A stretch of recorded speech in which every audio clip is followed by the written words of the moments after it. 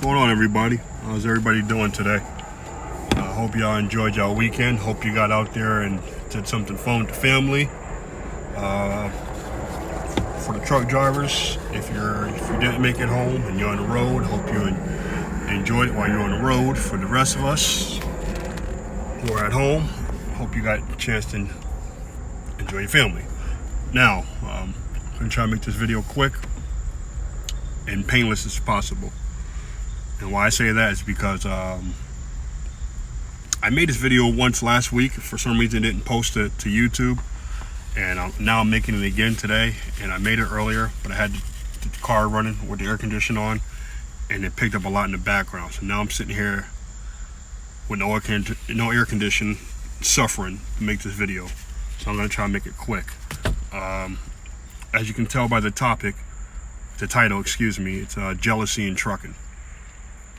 I don't understand why there's so much jealousy in trucking. I'm sorry about that. I'm actually holding the camera in my hand because my mount pretty much melted. So I guess it's so freaking hot in here, the mount kind of melted and fell off the windshield. So pretty much doing this with my hand. Why does jealousy in trucking exist? I've been watching a couple of trucking YouTubers as of lately, going back and forth on YouTube. If you guys watch enough of trucking content, you know who I'm talking about. But just going back and forth about trucks and who took whose truck and so on and so forth. My thing is this. My take on it is this. We already have enough hate in this industry from the general public. You know, they don't like us as it is. So I don't understand why it's so hard for us to come together and be united as one. Why do we have to hate on each other when there's already enough hate? I mean, there's enough hate going on in the world, as you see all over the news, and there's a lot of hate from the general public against truck drivers. And now we're turning around hating on each other instead of uplifting each other. It's what we should be doing. I don't know. There's too many freaking. Sorry guys, I'm parked over right by, if you can see, there's trees and stuff behind me, so I got all the gnats and stuff are starting to come in the car. I might have to roll the windows up and turn the AC on in a minute. But my thing is this. I don't understand why so many truck drivers are worried about what another truck driver is doing. Why is he worried about what company that driver decides to work for? What truck he drives? How much money he's bringing home? Why does that matter to anybody else? I don't get that. I don't understand. I don't get the whole concept of a man watching over what another grown ass man is doing. That's a little suspect to me. I mean, granted, I watch YouTube. I watch a lot of different truck drivers' videos. You know, I have a lot of fellow trucker friends. I have truck driver friends who work with me here, but I don't pay attention to nobody's personal life that damn close. I mean, that's a little suspect to me, man. It seems a little funny, a little odd. You sitting there paying attention that much to another person's life. My thing is this: you have to do what you have to do for you and for yours. You know, I came off the road for me and for my family. You know what I mean? It was the best decision for us. You know, my last year on the road was hell. I kicked out a lot more money than I made. I had a lot of breakdowns, and yeah, I understand it's part of the business and all that, but it got to the point where I was spending more time at hotels than I was on the road, and I just had to sit back and just think about my life and think about where I want to go and think about what I want to do with my life, and you know, like, think about all the sacrifices and time I spent away from my family. Hold on guys, I gotta roll these windows up. So I got too many freaking dogs coming in here. So yeah, I had to think about all that shit. And when I sat down and discussed it with my wife, I realized that, you know what, me being out on the road for weeks at a time, sometimes months at a time, just wasn't worth it anymore. You know, I had lost so much, I missed so much. My kids were growing up right before my eyes, and you know, I missed it. You know, this year was the first year I actually got to go to 2 of my kids' graduations. One of my sons graduated from high school, and my other son, he graduated from the 8th grade, going to the 9th grade. I was actually able to sit there and witness that, you know, and it felt good. That was something I really was able to do in the past. So, you know, I came to a local company, which I am happy here, which I plan on retiring here. That's the goal. You know, damn it, still more in here. You know, that's not always the case. It took a little while. You know, it took a little while. This is my 3rd local company, but since I've been off the road, but I found one. This is one that I've been wanting to get into for a long time. It's just hard to get in here, and I finally got in here. You know, so I plan on sticking it out and staying here. But you have to do what's best for you. Don't let another driver control your destiny. Don't let another driver tell you what you should do, or what you shouldn't do, or where you should go, and vice versa. And all. Don't pay attention to all that stuff. All that stuff is BS and it's nonsense. Okay, I'm gonna tell you something.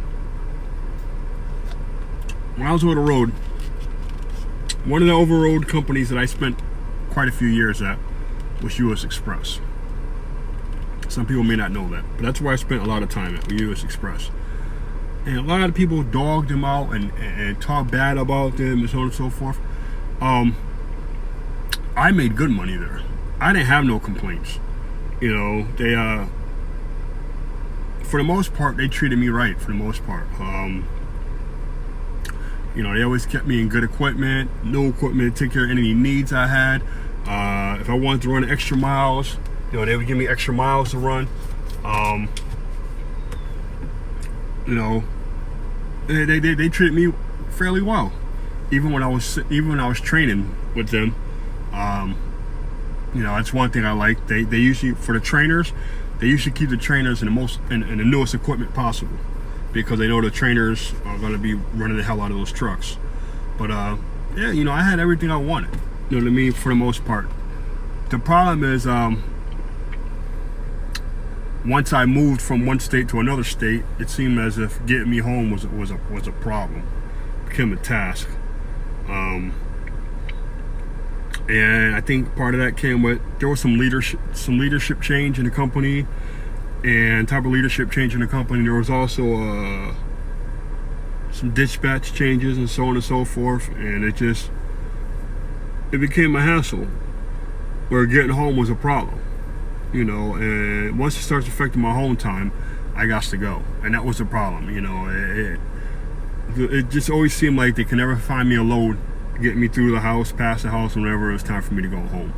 You know what I mean? And I ended up staying out an extra couple of days, extra week, extra 2 weeks. And once that started happening on a consistent basis, I got tired of it and left and went somewhere else. But for the most part, it was a good company. I made good money. I made, you know, 65 grand or more per year as a company driver, you know. And to me, that was good enough.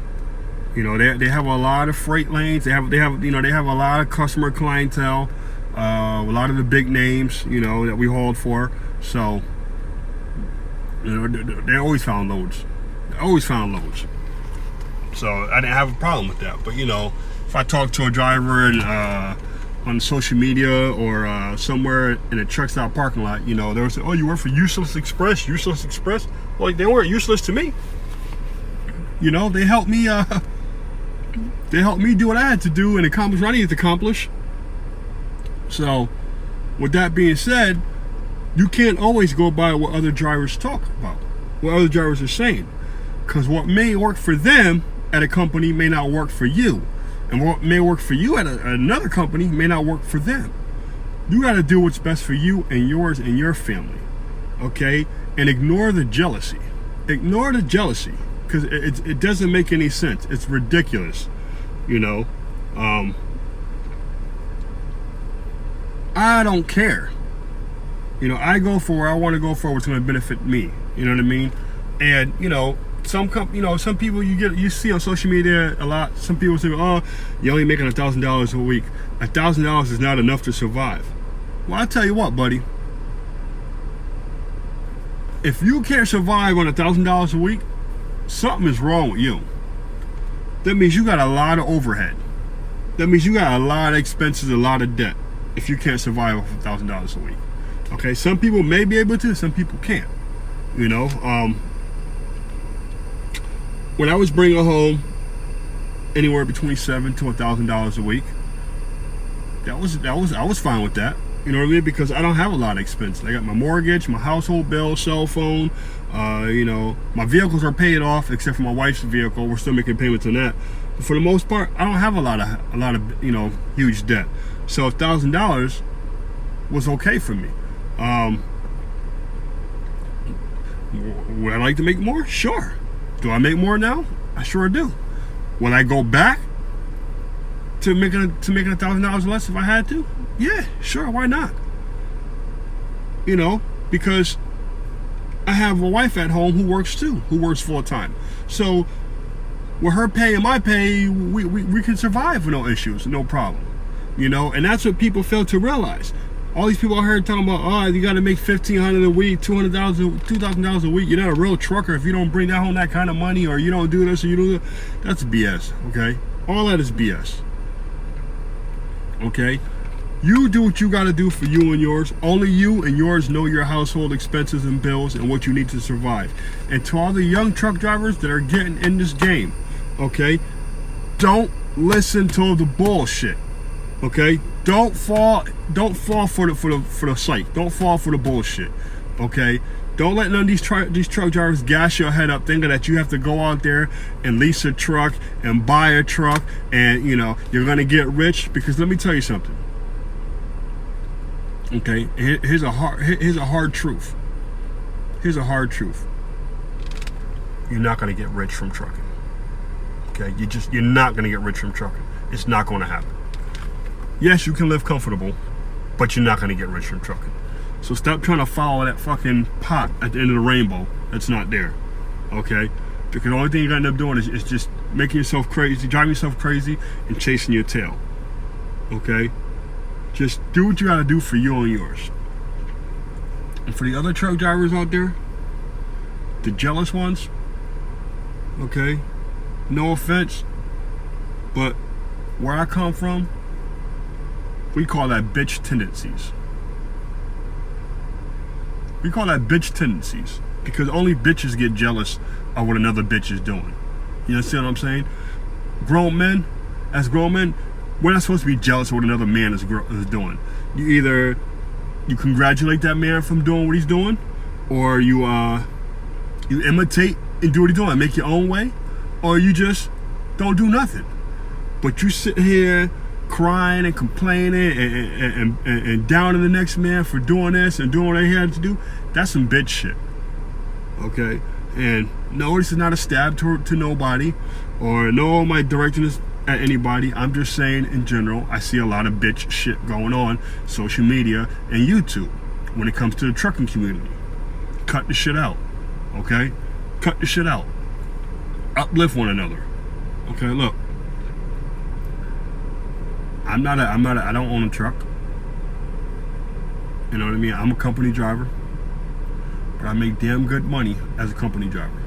Damn good money. Okay? And I'm home every night. Or excuse me, every day, because I work at nights. So I'm home every day. Spending time with my family. Get to see my kids off to school. Have breakfast with my wife. And so on and so forth. So you know what? That's good enough for me.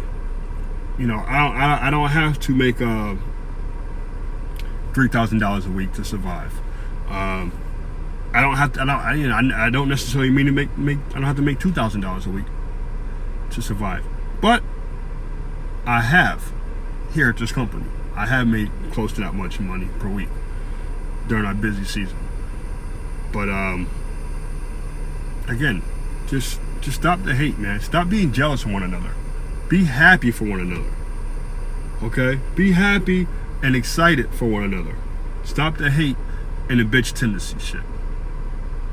Peace.